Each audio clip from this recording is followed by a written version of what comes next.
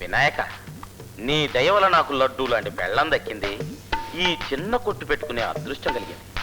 ఇవాళ నేను వ్యాపారం మొదలెడుతున్నాను.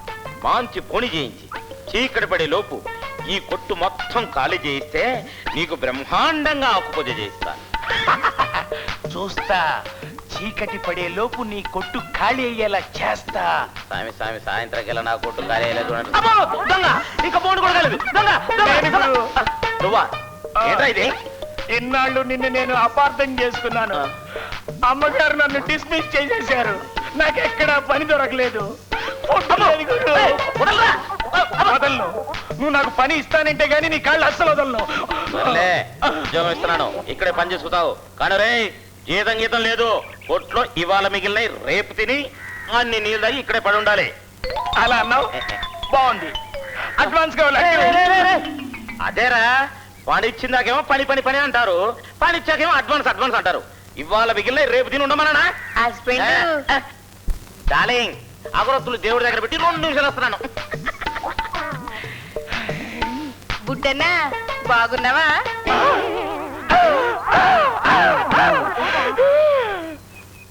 నువ్వు పెళ్ళంతో కులుగుతా ఉంటే నేను ఈగలు తోలాలా? అస్సలు ఈగలు వాళ్ళే పనే లేకుండా చేస్తా.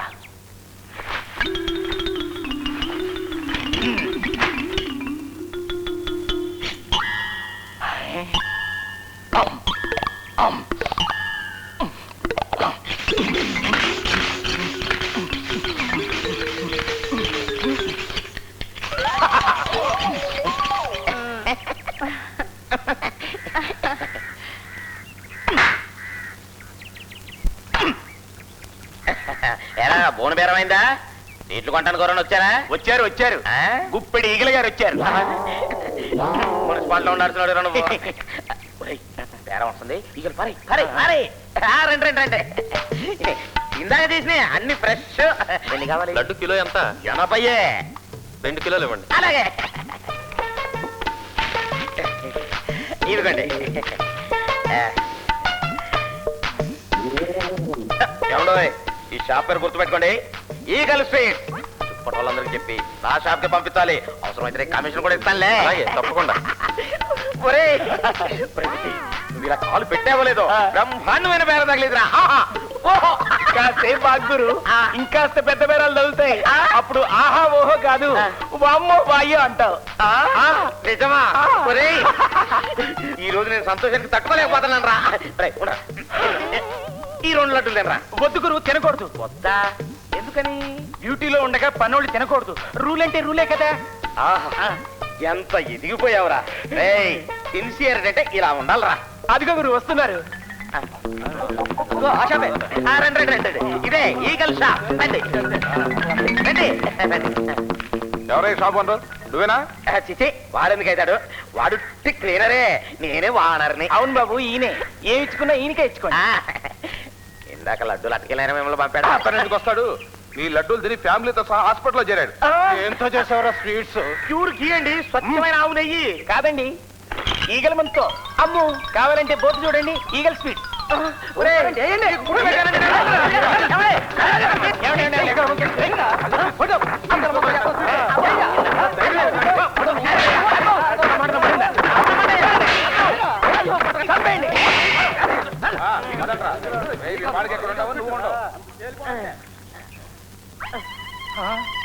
నా కొడుకు నాశనం చేస్తారు నిన్ను.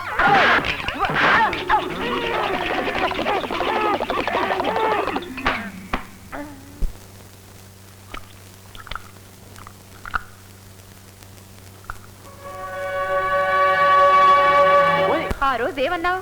నేను పెళ్లి చేసుకునేది లోకం కోసం మాత్రమే. నీ ఆస్తంతా నాకేం చెప్పావా లేదా? ఇప్పుడు మాత్రం కాదా నాన్న?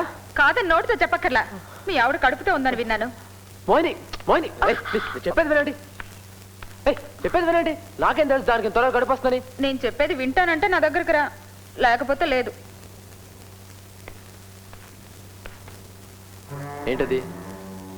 వచ్చిన కడుపు ఉంచాలన్న కోరిక నీకు లేకపోతే చెప్పు, దించే మార్గం నేను చెప్తా. చా, అదే అదే నాకు నీలో నచ్చే పాయింట్.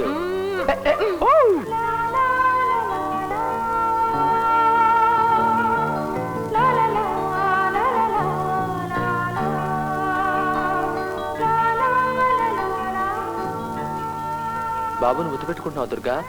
ఆ ఛాన్స్ నాకు కూడా కాస్త ఇవ్వబోయ్. రానా? వస్తున్నా వస్తున్నా వస్తున్నా. ఏంటి అలా చూస్తున్నావు?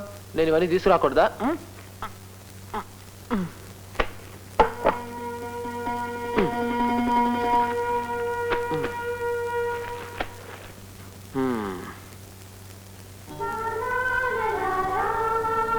ఎందుకో దుర్గా, తల్లి కాబోతున్న భార్య భర్త కళ్ళకి ఎంత అందంగా కనిపిస్తుందో తెలుసా? రేపు మనకు పుట్టబోయే బిడ్డ తెల్లగా బొద్దుగా ఆపిల్ పండ్లా ఉండాలంటే నువ్వు వారానికి ఇంజెక్షన్ తీసుకోవాలట. మన డాక్టర్ గారు చెప్పారు. రేపు మార్నింగ్ నుంచే ఇంజెక్షన్ స్టార్ట్ చేస్తా అన్నారు. మెల్లగా మెల్లగా.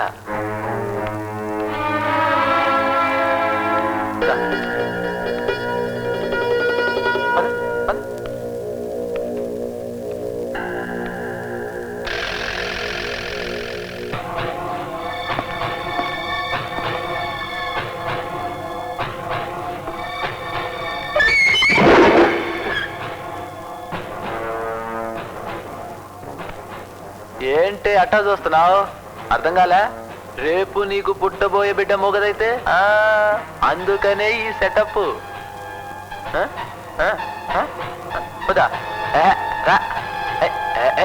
దుర్గా సెంటిమెంటా? Super super. కానీ ఇదే ఇదే నాకు నీలో నచ్చిన పాయింట్. ఇది మాత్రం తప్పదు. లే లే పద పద.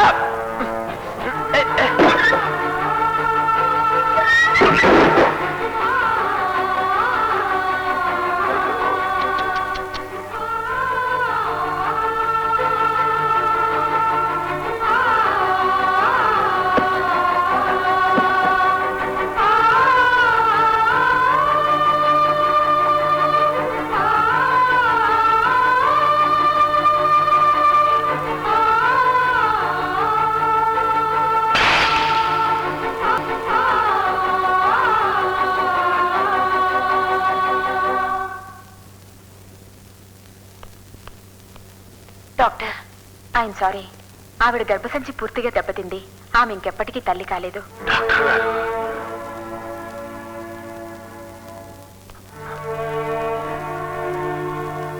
అయిపోయింది మావయ్య గారు. నా బ్రతుకు సర్వనాశనం అయిపోయింది. పన్నెండు బిడ్డ పుడుతుంది అనుకున్నాను. మూగదానికి మూగ బిడ్డ పుడుతుందని భయపడి తనవిడ నాటు వైద్యుడి దగ్గరికి వెళ్ళి ఇలా చేసింది.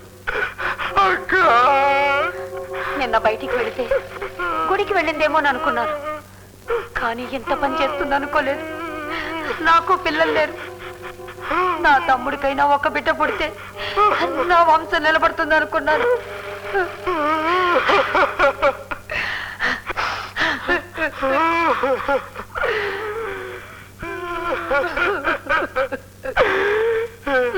చాలా అమ్మా, మెత్తని మనసున్న నువ్వు ఎంత దారుణం చేసుకున్నావంటే నేను నమ్మలేకపోతున్నాను. నా కళ్ళల్లోకి చూసి చెప్పమ్మా, ఈ ఘోరాన్ని ఎంత నువ్వే చేసుకున్నావా? చెప్పమ్మా, నిజం చెప్పమ్మా, చెప్పమ్మా, నిజం చెప్పమ్మా, నిజం చెప్పు, చెప్పమ్మా, అసలేం జరిగింది?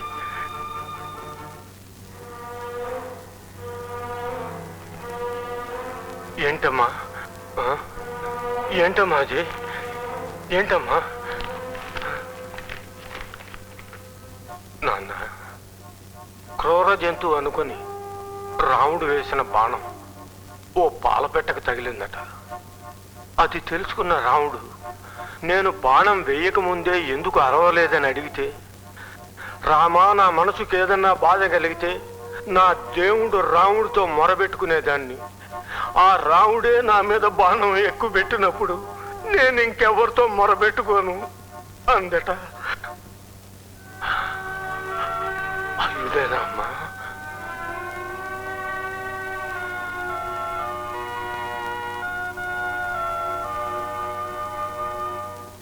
తమ్ముడు వస్తున్నాడు.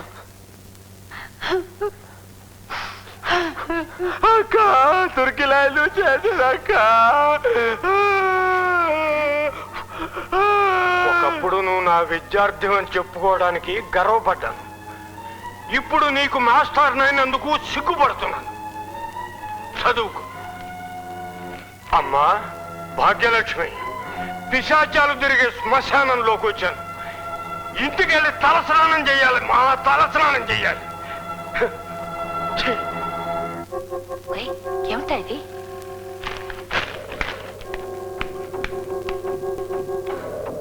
ఏంటే మూగ పినువు కదా నోటితో మాట్లాడలేవని ఇంత నాటకం నడిపించాను. నువ్వు చేత్తో కూడా మాట్లాడగలని ఇప్పటివరకు తెలుసుకోలేకపోయాను. ఈ చేత్తోనమ్మా? లేత తమలపాకులాడి ఈ చేత్తోనేనా? ఈ చేయి కదా.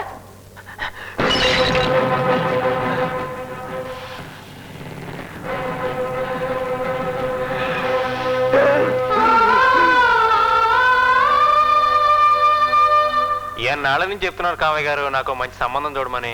ఎందుకయ్యా లక్షణంగా వివాహం చేసుకున్నావు, మారేతో మీ ఆఫీస్ పక్కనే మంచి ఇల్లు తీసుకుని అద్దెకుంటున్నావు, మళ్ళీ పెళ్ళెందుకు? అది భారీ కదయ్యా బాబు. ఆ. సెటప్. సెటప్ మరి జూబ్లీ హిల్స్ దగ్గర ఎవరు? అది హాలిడే సెటప్. మరి సీతాఫలమడి దగ్గర? అది సెటప్పే. దుప్పదగా ఎంతమంది సెటప్లు మెయింటైన్ చేస్తావయ్యా నువ్వు? అవును, ఇప్పుడు నీకు పిల్ల కావాల్సింది సెటప్ కా వివాహానికా? వివాహానికే. పంతులు గారు వెళదామండి. అలాగేనమ్మా.